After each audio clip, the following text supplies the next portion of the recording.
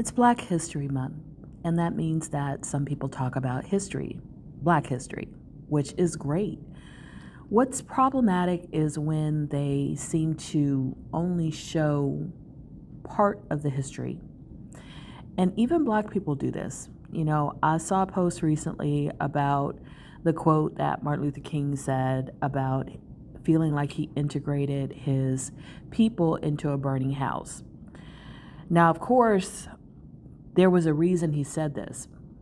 He saw that some of the strengths of our community, as in having Black businesses, as in having Black teachers that really cared about Black students, were being lost with segregation being dismantled and integration coming into practice.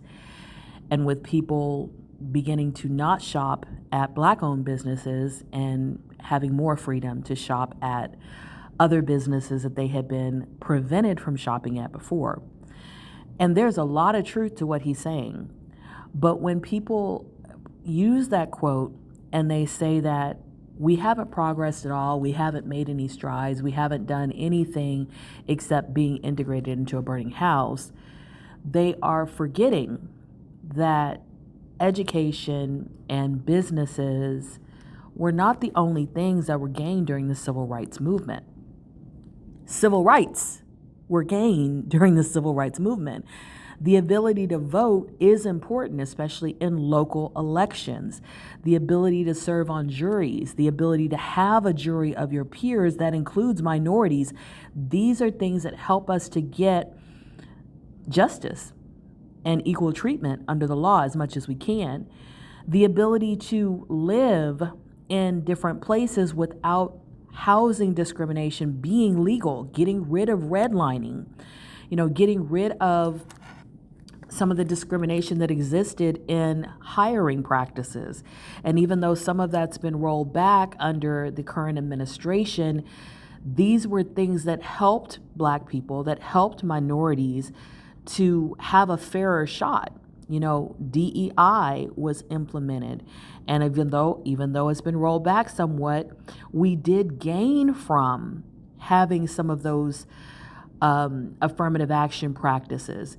And when you're talking about things like civil rights, segregation was also about where we ate, having to ride in the back of the bus, and the whole idea of our rights being basically non-existent. So we can't just limit this idea to just a few things and say that nothing was gained, that there has been no benefits, because that is, to be honest, it's a slap in the face of all of our ancestors that fought for those rights and that, put their lives on the line, including my ancestors who marched and protested and, literally put their lives on the line, the lives of the freedom riders that were lost.